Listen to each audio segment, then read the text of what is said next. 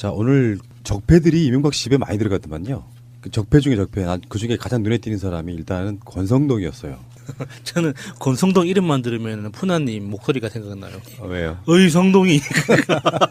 그런 적폐들이 들어가서 뭐 한 숟갈씩 얻는 그런 거를 보면 정말 가증스럽더라고요. 그 이명박이 대통령 할 때 청와대에서 일했다는 사람들 뭐 비서실장 한다든지 이런 사람들이 거기 들어가는 거 보는데 사실은 면피용이죠. 본인들 입장에서 보면 이명박을 도와줄 수 있는 사람은 또 아니고 거기 등장하는 사람들은 이명박으로부터 공무원으로서 월급 받은 거 외에는 받은 게 별로 없어 보이는 사람들이에요. 그래서 잘 모르는 사람들. 그렇지, 그렇지. 다른 사람들은 이명박을 찾아가건 가서 오체 투지를 하든 크게 상관은 하지 않습니다. 그런데 이 권성동이라는 인간은 현직 법사위원장입니다. 현직 법사위원장이 검찰이 소환해서 조사하려는 피의자 집을 검찰 소환 당일날 방문한다는 거는요. 예전에를 보면 검찰을 압박하기 위한 치졸한 한 수예요. 그렇게밖에 해석될 수가 없어요. 이번에도 명박을 꽂아주려고 그러나 봐요. 네, 좋은 감옥에다가. 법사위원장이 할 만한 짓이 아닌 거죠. 절대로 피의자 집에 찾아가서는 안 됩니다. 네, 법사위원장은. 진짜 한 짓이죠. 근데 그것도 맞는 말인데 그렇게 분석하자면 이런 것도 있죠. 권성동 자체가 지금 수사 받고 있잖아요. 검찰로부터. 네. 근데 자기 지지자가 없어. 그러니까 어느 쪽이든 잘했건 못했건 간에 세력에 기대는 측면이 있는 거예요. 나도 당신들과 같은 한편에 있다는 그런 느낌을 주려고 하는 일종의 세력만 늘기가 아닐까 이런 생각도 좀 해봅니다. 그 오늘 사저를 방문했던 측근들은 좀 리스트업을 해놔야 될 것 같아요. 그 권성동, 김영우, 주호영 자유한국당 의원들과 맹형규 전 행안부 장관, 유우익 전 통일부 장관, 김효재 전 정무수석, 이동관 전 홍보수석, 임태희 전 비서실장, 이재호, 안경률, 최병국 전 의원, 김대식 여의도 연구원장. 그중에 지금 김용우 의원 이 사람이 누구냐면은 얼마 전까지 국방위원장 했던 사람이고 바른정당으로 갔다가 다시 돌아온 사람이거든요. 이 사람이 했던 말이 저는 가장 분노했어요. 문재인 정권은 사실 이 전 대통령을 검찰청 포토라인에 세우기 위해 쉼없이 달려왔다고 생각한다. 문재인 정권은 오늘 그 치졸한 꿈을 이뤘다. 치졸한이라는 말만 빼면 사실 우리 국민적 염원이었던 거는 사실이죠. 이게 예전에 그러니까 이명박 정권 당시에 낙검수 방송을 들을 때 우리가 되게 통쾌하고 감정적 카타르시스를 많이 느꼈었는데 그때 느꼈던 게 지금 돌아보면 이게 우리가 이명박을 이렇게 감옥에 넣을 수 있다, 처벌할 수 있다라는 희망에 찬 어떤 즐거움이었는지 그냥 막연하게 이런 걸 하면 좋겠다라는 그런 막연한 바람이었는지 그걸 다시 돌아보게 되더라고요. 그래서 그게 그게 바람이었든 우리가 강력한 희망이었든 그 당시 그 방송을 듣고 그 방송이 새날로 이어지고 10년 넘게 이렇게 이명박이 검찰청 포토라인에 서는 데까지 그 방송을 함께했던 그리고 새날과 함께했던 모든 사람들의 마음이 결과적으로 현실이 되는구나. 그런 데서 좀 약간의 좀 깊은 데서 오는 그렇죠. 감동 같은 게 있었어요. 그러니까 뭐 정치 보복이라는 프레임을 계속 가져가려고 하지만 그게 국민들 다수가 그렇게 생각하지 않는다면 이거는 이런 이야기가 반복될수록 그 세력들이 작아지는 그런 부분이라고 생각이 들고요. 그 이명박 측에 모인 사람들은 사실 알고 보면 다 이명박이랑 현직은 국회의원일지 몰라도 청와대에 있던 자기 참모들이거든요.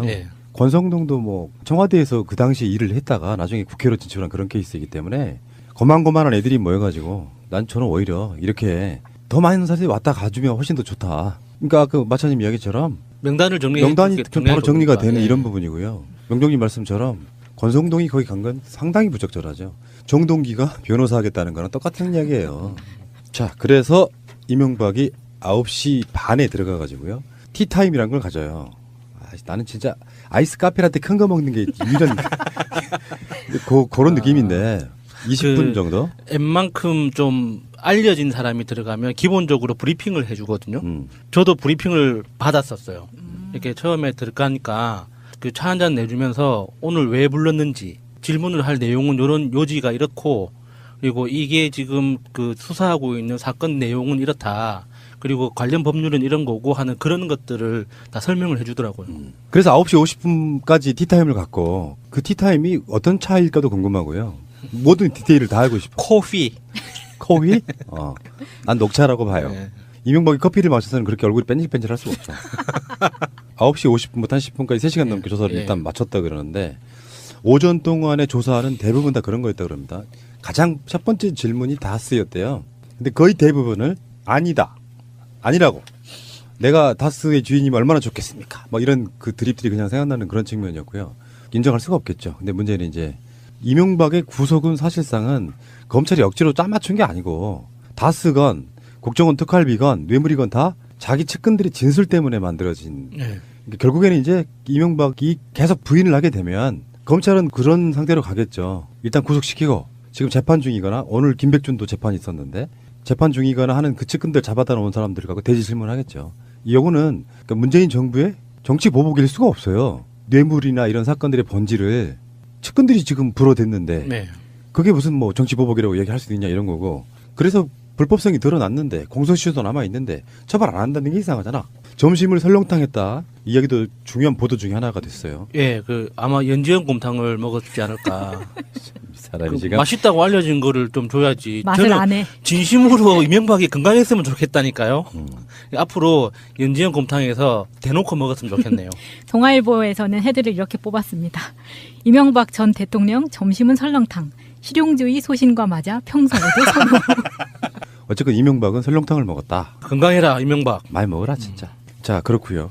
이번에 서울중앙지검에 몰려든 기자만 600여 명입니다. 박근혜 때는 500여 명입니다. 그만큼 사건이 더 엄중하다고 볼 수도 있고 그 사이 매체가 더 늘어났을 수도 있고 이명박이 검찰이 출석한 날은 사실은 우리 역사에 굉장히 오랜 시간 동안 남아 있어야 될 그런 날이고요.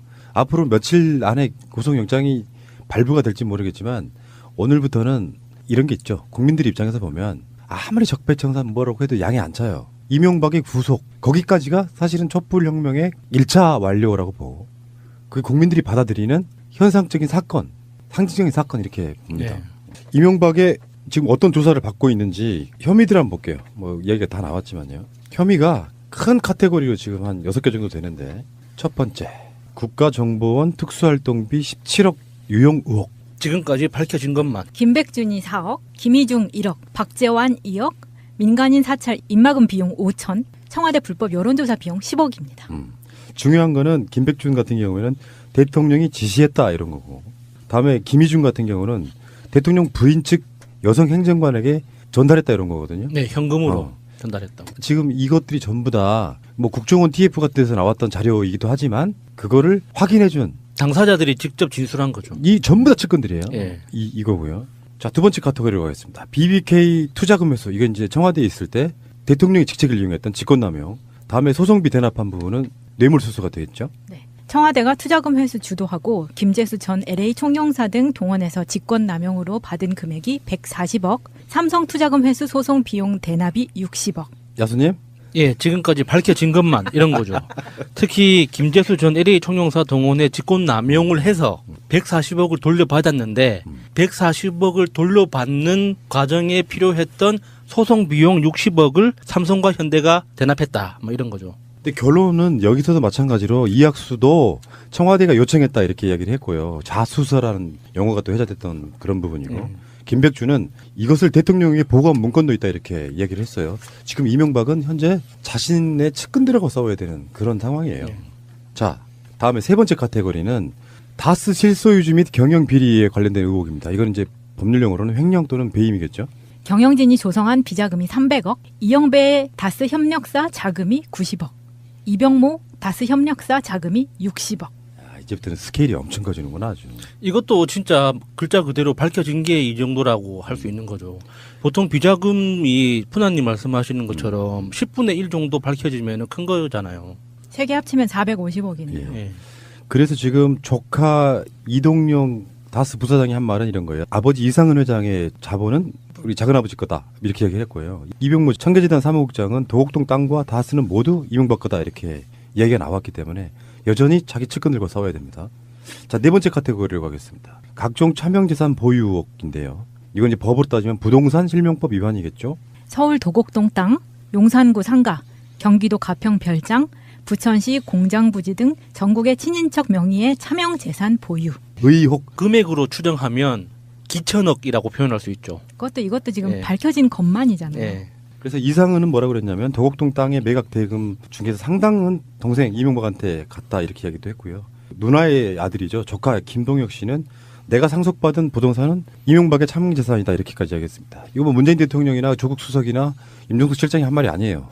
이명박에 가까운 사람들이 한 말입니다. 자, 다음에 5번째 카테고리 17대 대선 전후 광범위한 불법 자금 수수 의혹. 법으로는 뭐 당연히 뇌물수수겠죠. 이상득 전 의원 등 최측근 5명의 비밀 모임이 조직적으로 불법 자금을 조성했고 이팔성 전 우리금융지주 회장이 22억 5천만 원 그리고 기타 민간 수수 자금이 11억입니다. 야수님?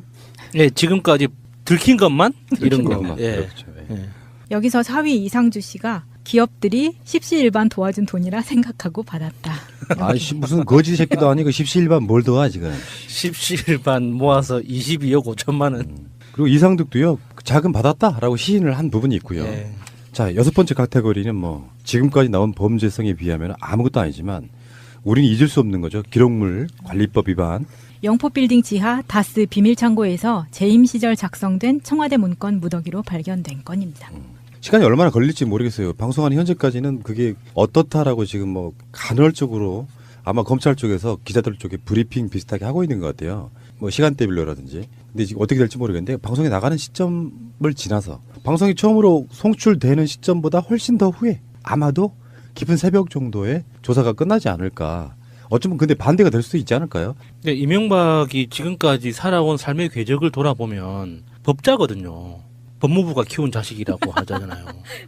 그러니까 법자 수준이기 때문에 그 법률 상식, 법률 지식이 거의 검사급이라고 봐도 될 거예요. 자기가 저질렀던 그 범죄 행위에 대해서는 정말 그 박사급으로 그 법적 지식을 갖추고 있을 거기 때문에 무리해서 변호인단을 꾸리지 않았을 테고 자기가 감당해야 되는 게 어느 선까지인지는 이미 딱 각오를 하고 들어간 게 아닐까.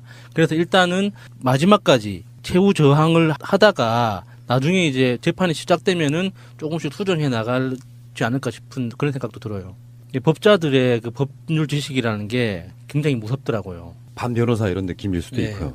검찰에서 이명박을 소환해서 무엇을 하려고 했을까요? 검찰에서는 이명박을 소환해서 이것을 진실을 파헤치기 위한 조사를 하는 게 목적이 아니었을 거라고 봐요.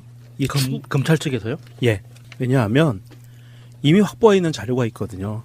그래서 오전 조사를 검찰이 다스에 집중을 했거든요. 물론 오후에도 다스로 시작을 해서 지금 진행이 됐는데 그만큼 이 다스의 실소유주에 관계된 이 부분이 이명박 사건의 뇌물 사건 기타 등등 모든 사건을 풀 수 있는 핵심 카테고리가 된다고 보고요. 키포인트가 된다고 보고 파고 있는데 굳이 이렇게 오랜 시간을 판다는 것은 그냥 이명박이 단순하게 아니다라고 부인하고 간단하게 퉁치고 넘어갈 수 있는 상황은 아니다라는 분석이 가능하고요. 검찰 입장에서는 수많은 증거와 이명박 측근들이 실토한 내용들을 들이밀었을 겁니다. 들이밀면서 이거에 대해서는 어떻게 생각하느냐. 이렇게 이제 쭉 확인 작업이 들어갔을 텐데 물론 이명박은 계속 부인했겠죠. 심지어 검찰에 오늘 출두해서 다스는 내 형님 겁니다라는 이야기까지 진술을 하고 한 상황이었는데 검찰에서는 사실 이 다스 관련해서는요. 이명박을 옥죄일 수 있는 스모킹건이 딱 3개가 있습니다. 하나는 첫 번째는 80년대에 다스가 창업될 때 이명박 본인의 자금이 2억 5천만 원이 들어갔다는 증거를 잡았어요. 검찰에서. 두 번째는 이시영, 이명박 아들 이시영에게 다스의 지분 구조를 모조리 넘기려고 시도한 정황이 자료로 확인이 됐고요. 세 번째로는 이명박이 퇴임 후에 다스와 관련해서 이 퇴임 후에 다스를 어떻게 할 것인가의 처리 방안이 담겨있는 문건이 발견이 됐어요. 어디서? 지하에서. 이런 모든 문건들을 봤을 때 이것을 스모킹건으로 들이밀었을 거예요. 다스에 관련돼서는. 이 부분에서 뭐 해명을 한다든지 물론 이제 변호인들이 같이 참석을 했으니까 옆방에 침대에 있는 방에 와서 몰래 상의하고 나와서 답변하고 하는 과정들을 수없이 거치고 있을 겁니다. 지금은. 그래서 이명박은 이것을 방어하기 위해서 여러 가지 수를 쓸 텐데 사실 검찰이 갖고 있는 이 스모킹건까지 안 가더라도 정황 증거와 이 측근들이 토설한 내용들만 갖고도 이명박은 그냥 아닙니다라고 하면 바로 구속으로 가는 지름길밖에 더 이상은 없는 것 같아요. 사실 우리 국민적 염원이었던 거는 사실이죠. 이게 예전에 그러니까 이명박 정권 당시에 낙곰수 방송을 들을 때 우리가 되게 통쾌하고 감정적 카타르시스를 많이 느꼈었는데, 그때 느꼈던 게 지금 돌아보면 이게 우리가 이명박을 이렇게 감옥에 넣을 수 있다, 처벌할 수 있다라는 희망에 찬 어떤 즐거움이었는지, 그냥 막연하게 이런 걸 하면 좋겠다라는 그런 막연한 바람이었는지, 그걸 다시 돌아보게 되더라고요. 그래서 그게 그게 바람이었든 우리가 강력한 희망이었든, 그 당시 그 방송을 듣고 그 방송이 새날로 이어지고 10년 넘게 이렇게 이명박이 검찰청 포토라인에 서는 데까지 그 방송을 함께했던, 그리고 새날과 함께했던 모든 사람들의 마음이 결과적으로 현실이 되는구나. 그런 데서 좀 약간의 좀 깊은 데서 오는 그렇죠. 감동 같은 게 있었어요. 그러니까 뭐 정치 보복이라는 프레임을 계속 가져가려고 하지만 그게 국민들 다수가 그렇게 생각하지 않는다면 이거는 이런 이야기가 반복될수록 그 세력들이 작아지는 그런 부분이라고 생각이 들고요. 그 이명박 측에 모인 사람들은 사실 알고 보면 다 이명박이랑 현직은 국회의원일지 몰라도 청와대에 있던 자기 참모들이거든요. 권성동도 뭐 청와대에서 그 당시에 일을 했다가 나중에 국회로 진출한 그런 케이스이기 때문에 거만거만한 애들이 모여가지고 저는 오히려 이렇게 더 많은 사람들이 왔다 가주면 훨씬 더 좋다. 그러니까 그 마차님 이야기처럼 명단이 바로 정리가 되는 이런 부분이고요. 명동님 말씀처럼 권성동이 거기 간 건 상당히 부적절하죠. 정동기가 변호사 하겠다는 거랑 똑같은 이야기예요. 자, 그래서 이명박이 9시 반에 들어가 가지고요. 티타임이란 걸 가져요. 나는 진짜 아이스 카페라떼 큰 거 먹는 게 이런 그런 느낌인데 20분 정도? 웬만큼 좀 알려진 사람이 들어가면 기본적으로 브리핑을 해주거든요. 저도 브리핑을 받았었어요. 이렇게 처음에 들어가니까 그 차 한 잔 내주면서 오늘 왜 불렀는지, 질문을 할 내용은 이런 요지가 이렇고, 그리고 이게 지금 그 수사하고 있는 사건 내용은 이렇다, 그리고 관련 법률은 이런 거고 하는 그런 것들을 다 설명을 해주더라고요. 그래서 9시 50분까지 티타임을 갖고 그 티타임이 어떤 차일까도 궁금하고요. 모든 디테일을 다 알고 싶어. 코피. 난 녹차라고 봐요. 네. 이명박이 커피를 마셔서는 그렇게 얼굴이 뺀질뺀질할 수가 없어. 9시 50분부터 한 10분까지 3시간 넘게 조사를 일단 마쳤다 그러는데, 오전 동안의 조사는 대부분 다 그런 거였다 그럽니다. 가장 첫 번째 질문이 다스였대요. 근데 거의 대부분을 아니라고. 내가 다스의 주인이면 얼마나 좋겠습니까? 뭐 이런 그 드립들이 그냥 생각나는 그런 측면이었고요. 인정할 수가 없겠죠. 근데 문제는 이제 이명박의 구속은 사실상은 검찰이 억지로 짜맞춘 게 아니고, 다스건 국정원 특활비건 뇌물이건 다 자기 측근들의 진술 때문에 만들어진. 그러니까 결국에는 이제 이명박이 계속 부인을 하게 되면 검찰은 그런 상태로 가겠죠. 일단 구속시키고, 지금 재판 중이거나 오늘 김백준도 재판이 있었는데 재판 중이거나 하는 그 측근들 잡아다 놓은 사람들을 갖고 대지 질문하겠죠. 이 요거는 그러니까 문재인 정부의 정치 보복일 수가 없어요. 뇌물이나 이런 사건들의 본질을 측근들이 지금 불어댔는데 그게 무슨 뭐 정치 보복이라고 얘기할 수 있냐 이런 거고. 그래서 불법성이 드러났는데 공소시효도 남아 있는데 처벌 안 한다는 게 이상하잖아. 점심을 설렁탕했다 이야기도 중요한 보도 중에 하나가 됐어요. 아마 연지연 곰탕을 먹었지 않을까. 사람이 지금 맛있다고 알려진 거를 좀 줘야지. 맛을 안 해. 진심으로 이명박이 건강했으면 좋겠다니까요. 앞으로 연지연 곰탕에서 대놓고 먹었으면 좋겠네요. 동아일보에서는 헤드를 이렇게 뽑았습니다. 이명박 전 대통령 점심은 설렁탕. 실용주의 소신과 맞아 평소에도 선호. 어쨌든 이명박은 설렁탕을 먹었다. 건강해라 이명박. 많이 먹어라 진짜. 자, 그렇고요. 이번에 서울중앙지검에 몰려든 기자만 600여 명입니다. 박근혜 때는 500여 명입니다. 그만큼 사건이 더 엄중하다고 볼 수도 있고, 그 사이 매체가 더 늘어났을 수도 있고. 이명박이 검찰이 출석한 날은 사실은 우리 역사에 굉장히 오랜 시간 동안 남아 있어야 될 그런 날이고요. 앞으로 며칠 안에 구속영장이 발부가 될지 모르겠지만 오늘부터는 이런 게 있죠. 국민들 입장에서 보면 아무리 적폐청산 뭐라고 해도 양이 안 차요. 이명박의 구속 거기까지가 사실은 촛불혁명의 1차 완료라고 보고, 그 국민들이 받아들이는 현상적인 사건, 상징적인 사건 이렇게 봅니다. 이명박의 지금 어떤 조사를 받고 있는지 혐의들 한번 볼게요. 뭐 얘기가 다 나왔지만요. 혐의가 큰 카테고리로 지금 한 6개 정도 되는데, 첫 번째 국가정보 목동 땅, 용산구 상가, 경기도 가평 별장, 부천시 공장부지 등 전국의 친인척 명의의 차명 재산 보유. 의혹. 금액으로 추정하면 기천억이라고 표현할 수 있죠. 이것도 지금 밝혀진 것만이잖아요. 그래서 이상은은 뭐라고 그랬냐면 도곡동 땅의 매각 대금 중에서 상당은 동생 이명박한테 갔다 이렇게 이야기도 했고요. 누나의 아들이죠. 조카 김동혁 씨는 내가 상속받은 부동산은 이명박의 참흥재산이다 이렇게까지 이야기했습니다. 이거 뭐 문재인 대통령이나 조국 수석이나 임종석 실장이 한 말이 아니에요. 이명박에 가까운 사람들이 한 말입니다. 자, 다음에 5번째 카테고리 17대 대선 전후 광범위한 불법 자금 수수 의혹. 법으로는 뭐 당연히 뇌물수수겠죠. 이상득 전 의원 등 최측근 5명의 비밀 모임이 조직적으로 불법 자금을 조성했고 이팔성 전 우리금융지주 회장이 22억 5천만 원 그리고 기타 민간 수수 자금이 11억입니다. 야수님? 네, 지금까지 들킨 것만 이런 거. 예. 그렇죠. 예. 여기서 4위 이상주 씨가 기업들이 십시일반 도와준 돈이라 생각하고 받았다. 아이씨 무슨 거지 새끼도 아니고 십시일반 뭘 도와 지금. 십시일반 모아서 22억 5천만 원. 그리고 이상득도요 자금 받았다라고 시인을 한 부분이 있고요. 예. 자 6번째 카테고리는 뭐 지금까지 나온 범죄성에 비하면 아무것도 아니지만 우리는 잊을 수 없는 거죠. 기록물 관리법 위반. 영포빌딩 지하 다스 비밀창고에서 재임 시절 작성된 청와대 문건 무더기로 발견된 건입니다. 시간이 얼마나 걸릴지 모르겠어요. 방송하는 현재까지는 그게 어떻다라고 지금 뭐 간헐적으로 아마 검찰 쪽에서 기자들 쪽에 브리핑 비슷하게 하고 있는 것 같아요. 뭐 시간대별로라든지. 근데 지금 어떻게 될지 모르겠는데 방송에 나가는 시점을 지나서 방송이 처음으로 송출되는 시점보다 훨씬 더 후에 아마도 깊은 새벽 정도에 조사가 끝나지 않을까. 어쩌면 근데 반대가 될 수도 있지 않을까요? 네, 이명박이 지금까지 살아온 삶의 궤적을 돌아보면 법자거든요. 법무부가 키운 자식이라고 하잖아요.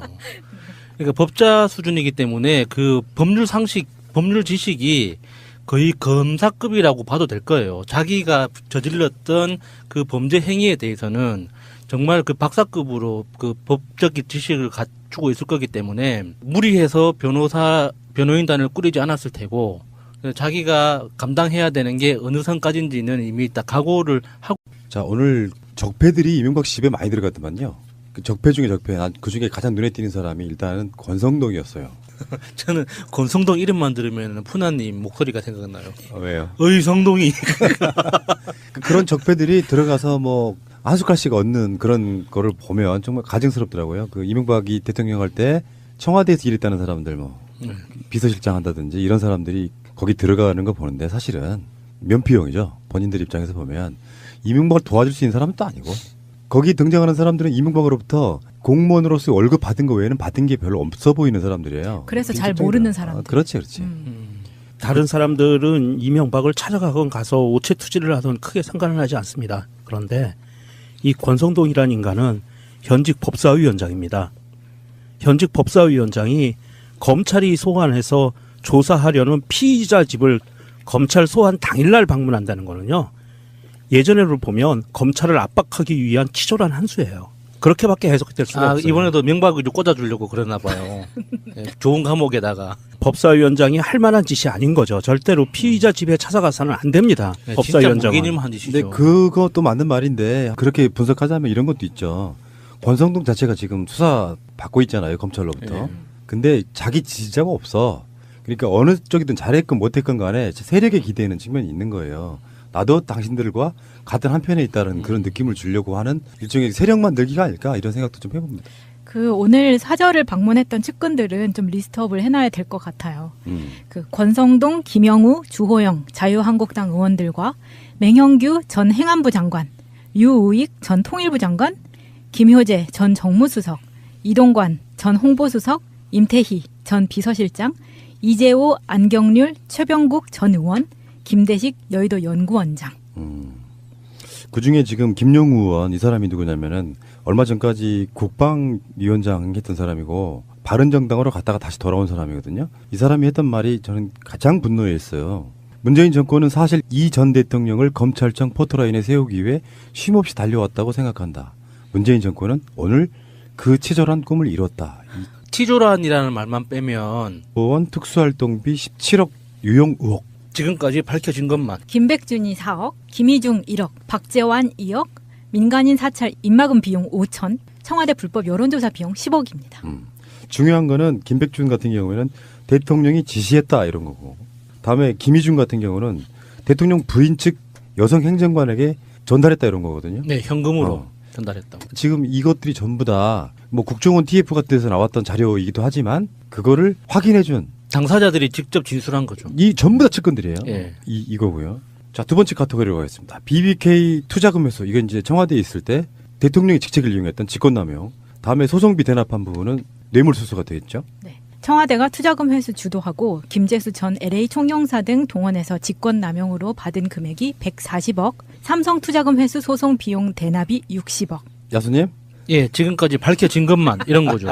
특히 김재수 전 LA 총영사 동원에 직권 남용을 해서 140억을 돌려받았는데 140억을 돌려받는 과정에 필요했던 소송 비용 60억을 삼성과 현대가 대납했다. 뭐 이런 거죠. 근데 결론은 여기서도 마찬가지로 이학수도 청와대가 요청했다 이렇게 이야기를 했고요. 자수서라는 용어가 또 회자됐던 그런 부분이고 김백주는 이것을 대통령에게 보고한 문건도 있다 이렇게 이야기를 했어요. 지금 이명박은 현재 자신의 측근들하고 싸워야 되는 그런 상황이에요.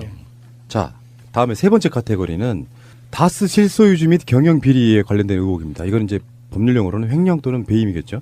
경영진이 조성한 비자금이 300억, 이영배의 다스 협력사 자금이 90억, 이병모 다스 협력사 자금이 60억. 이제부터는 스케일이 엄청 커지는구나 아주. 이것도 진짜 글자 그대로 밝혀진 게 이 정도라고 할 수 있는 거죠. 보통 비자금이 푸나님 말씀하시는 것처럼 10분의 1 정도 밝혀지면 큰 거잖아요. 세 개 합치면 450억이네요. 예. 그래서 지금 조카 이동영 다스 부사장이 한 말은 이런 거예요. 아버지 이상은 회장의 자본은 우리 작은아버지 거다 이렇게 얘기를 했고요. 이병무 청계재단 사무국장은 도곡동 땅과 다스는 모두 이명박 거다 이렇게 이야기가 나왔기 때문에 여전히 자기 측근들과 싸워야 됩니다. 자, 네 번째 카테고리로 가겠습니다. 각종 차명재산 보유 의혹인데요. 이건 이제 법으로 따지면 부동산 실명법 위반이겠죠. 서울 도곡